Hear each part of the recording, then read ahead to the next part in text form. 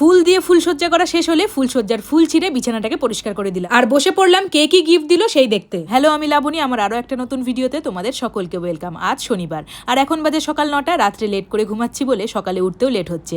আর যেহেতু বরের অফিস নেই, কাজের চাপ কম, যার জন্য বিছানাতে একটু বেশিক্ষণই শুয়ে থাকছি। ঘুম থেকে উঠেই প্রথমে আমার বিছানাটা পরিষ্কার করে নিয়ে চলে গেলাম নতুন বর বউয়ের বিছানাটা পরিষ্কার করতে, যার জন্য কাল রাতের ফুলসজ্জার ফুলের ঘরটা কাঁচি দিয়ে কেটে ভালো করে পরিষ্কার করে নিলাম। এরপরেই চলে আসলাম রান্নাঘরে। বানাচ্ছি ছেলের খাবারে জলদি তৈরি হয়ে যাও মিল্ক ব্রেড। আর এই মিল্ক ব্রেডটাই না বানিয়ে ওকে আজকে খাওয়াবো। আজ যেহেতু শনিবার সবকিছু নিরামিষ, তবে কালকের না প্রচুর খাবার বেঁচে আছে। প্রায় 20 জনের মতো লোকজনের খাবার বেঁচে আছে। না 70 জনের বেশি লোকজন খাওয়া দাওয়া করেছে, তবে সেটা ছাড়াও আরও 20 জন আরামসে খেতে পারতো এই খাবারগুলো দিয়ে। তাই সেই খাবারগুলোই অনেকগুলো খাবার ফ্রিজে এবং এসি ঘরে রাখা আছে। যেহেতু সব রান্নাগুলোই কাল সন্ধ্যেবেলা গরম গরম বানিয়ে ক্যাটারারের পক্ষ থেকে আমাদেরকে দেওয়া হয়েছিল, তাই খাবারগুলো সবই ভালো আছে। তাই ভাবছি আজ আর না নিরামিষ খাবো না, দেখা যাক কতটা কি হয়। আমাদের না কাল রাতেই টিকিট আছে বাড়ি ফেরা, কারণ আমার বর তো মাসে 2 দিনের বেশি ছুটি নিতেই পারে না। তবে আমার এই কাজের জন্য না আগে থেকে ওকে বলে রেখেছিলাম, তাই 3 দিন ছুটি নিয়েছি। এদিকে সকালে তো চা মুড়ি বিস্কুট এটা ওটা দিয়ে ব্রেকফাস্টে সেরেছিলাম, আর এখন দুপুরবেলা স্নান ধান সেরে এসে পিসি আন্টি জেঠি কাকি সবাই মিলে বসে পড়েছি কালকের বাসি খাবারের সাথে আজকের কিছু রান্না করা খাবার মিশিয়ে সবাই মিলে দুপুরের লাঞ্চটা সারতে। আজকে আমরা বাসি বিয়ে খাচ্ছি, তো কালকেরই মোটামুটি আছে যেগুলো, আর তার সাথে কিছু অ্যাড করা হয়েছে, তো সব মিলিয়ে মিশে জমে ক্ষীর। হ্যাঁ, আমরা তো কোনো যেখানেই যাই আমাদের ওই এক বেলাতে হয় না। আমরা যে আমাদেরকে নেমন্তন্ন করে তার সাথে আমরা প্রথমেই বাজিয়ে নিই।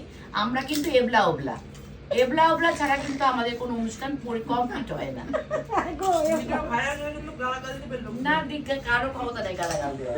তোমরা তো শুনেই নিলে, আমাদের যে কোনো অনুষ্ঠানে না সবাই মিলে আমরা দুবেলা খাবার না খেলে আমাদের মনই ভরে না। তাই আজ বাসি খাবার নিয়ে বসে পড়েছি সকলে।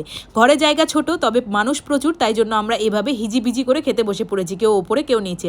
এই নিয়ে কেউ কিন্তু উল্টাপাল্টা কমেন্ট একদম করো না। আর এই দেখো কালকের পোলাওটা না আজকে যেন মনে হচ্ছে আরো বেশি স্বাদ বেড়ে গেছে। পোলাও আলুর দম, আর সাথে আজকে করা হয়েছে আলু পনিরের তরকারি। সেই দিয়ে ভালো করে খেয়ে নিয়ে নিলাম গরম সাদা ভাত, আর তার সাথে পিসির বানানো ডালের বড়া দিয়ে চচ্চড়ি, যেটার সাথে লেবু মেখে পাঁপড় দিয়ে খাওয়ার মজাটাই ছিল আলাদা। এরপরে কালকের সেই বেঁচে যাওয়া টক মানে কাঁচা আমের টক মিষ্টি চাটনিটা আজকে যেন আরও মজে গেছে।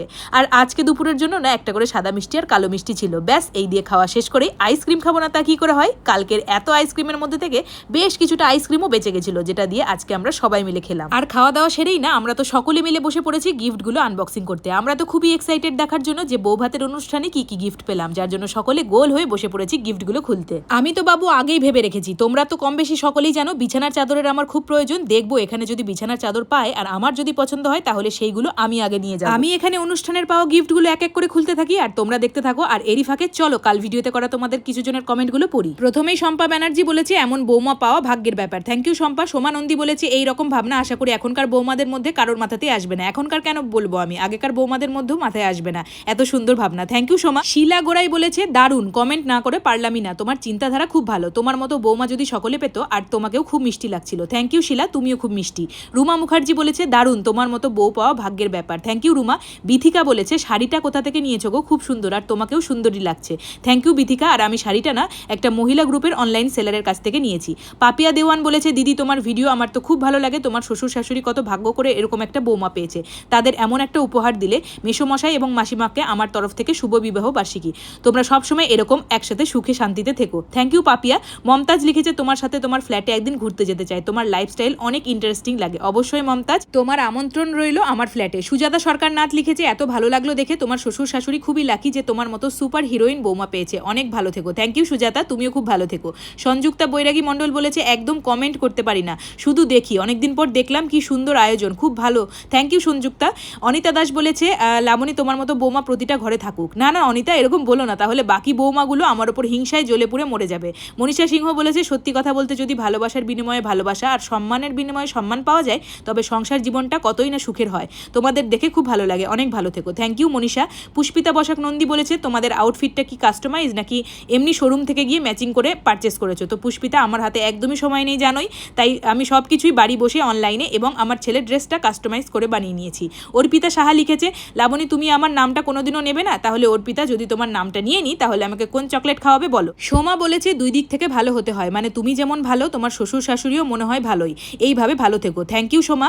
তানবি পপি লিখেছে তোমার মতো বৌমা যদি আমার মা পেতো আমরা ধন্য হতাম গো। কি যে বলো তানবি।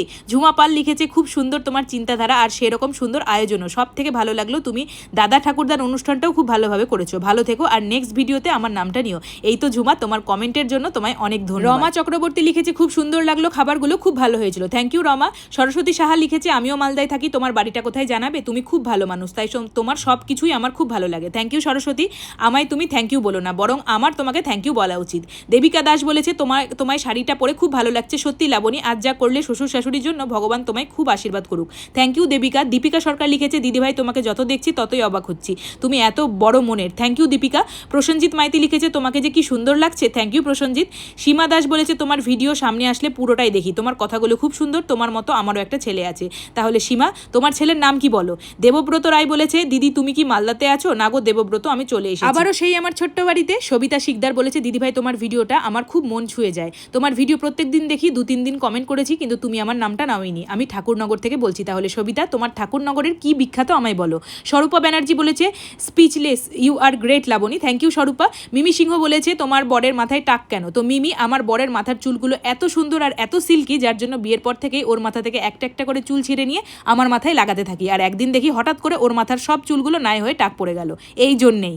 রিম্পা দে বলেছে তোমার ভিডিও সামনে আসলে স্ক্রল করে যেতেই পারি না, এতটা ভালো লাগে, ইন্সপায়ার হয়ে তোমার থেকে। Thank you Rimpa.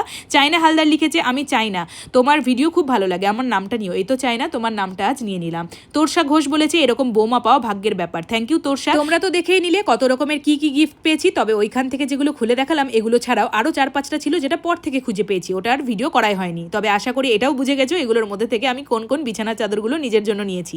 সব গিফট দেখা শেষ হলে সবাই মিলে শুয়ে বসে আড্ডা দিতে দিতেই প্ল্যান করছিলাম রাতে একটা পিকনিক টাইপ পার্টি হয়ে যাক, যার জন্য সামনাসামনি যারা ছিলাম তারা তো সামনাসামনি আলোচনা করছি, আর যারা ছিল না তাদেরকে ফোনে সঙ্গে করে নিয়ে শুরু করলাম প্ল্যানিং। এখন বাজে সন্ধ্যে 7টা, পিকনিক প্ল্যান হয়েছে রাত 8টায়, আর ওদিকে অনুষ্ঠানের জিনিসপত্র আনতে গিয়ে ট্রলি এতটাই ভরে গেছিল যে আমি এদিক ওদিক যাওয়ার জন্য পরার মতো সেরকম জামাই আনিনি। ওখানকার আলমারি খুঁজে এই কুর্তিটা পেলাম, আর সেটাকেই পণ্ডিতি মেরে কেটে টপের মতো বানানোর চেষ্টা করলাম, তারপর পরে দেখি একদম টাইট, মানে আমি আগের মতো পাতলা এখনো হতে পারিনি। যাই হোক, সেই নিয়ে যাওয়া 2-1টা জামা ছিল, ওইখান থেকে জামা পরে তৈরি হয়ে নিলাম। পিকনিকটা হচ্ছে পিসির বাড়ি, আর যেহেতু পিকনিক নিরামিষ তো আমাদের ডকে উঠেছে, সবাই মিলে আমিষ দিয়ে শুরু হবে পার্টি। না বাবু, তবে কালকের অনুষ্ঠানের জন্য যা ধকল গেছে আমরা কেউ আর রান্নার ভার নেইনি, রেস্টুরেন্ট থেকে খাবার অর্ডার করে দিয়েছি, খাবার চলে আসবে, আর শুধুমাত্র সন্ধ্যের জন্য বানানো হবে চিকেন পাকোড়া, আর যেটার জন্য আমি সব কিছু চিকেনটা ম্যারিনেট করে রেডি করে নিয়ে এসেছি পিসির বাড়ি, আর পিসি শুধু গরম তেলে ভেজে ওটা আমাদেরকে দেবে। এসেই প্রথমেই পেয়ে গেলাম পিসির হাতের বানানো গরম গরম লাল চা, আর ওদিকে দেখলাম চিকেন পাকোড়াটাও ভাজা হয়ে গেছে। চায়ের সাথে চিকেন পাকোড়ার ব্যাপারটা কিন্তু মন্দ না, আর যেহেতু আমাদের পিকনিকটা হচ্ছে প্রায় ওই 15-16 জনের মতো নিয়ে, তার জন্য সব কিছুই বেশি বেশি করে বানানো হচ্ছে। তবে এরই ফাঁকে দুজন এমনও রয়েছে যারা ঘোর নিরামিষ, তাই তাদেরকে আমরা আর বিরক্ত না করে তাদের ভাগের চিকেন পাকোড়াগুলো ভালো করে সাটাচ্ছিলাম। কাল তো রবিবার, আমাদেরও রয়েছে ট্রেন, আর যাওয়ার দিন প্যাকিং করতে করতেই না ঠিকঠাক খাওয়া দাওয়া হবে না আর ভিডিও শুটও হবে না, তাই আজকেই কাজটা সেরে ফেললাম। দেখতে দেখতে কিভাবে 4টা দিন পেরিয়ে গেল বুঝতেই পারলাম না। আর হ্যাঁ, এই জন্যেই না আমি এই 4টা দিন একদম ভিডিও দিতে পারিনি। আশা করি এবার তোমরা বুঝেই গেছো। তবে কাল থেকে না আমার আবারও ডেলি ব্লগ শুরু হয়ে যাবে, তোমরা প্রত্যেক দিন আশা করি আমার ডেলি ব্লগ দেখতে পাবে।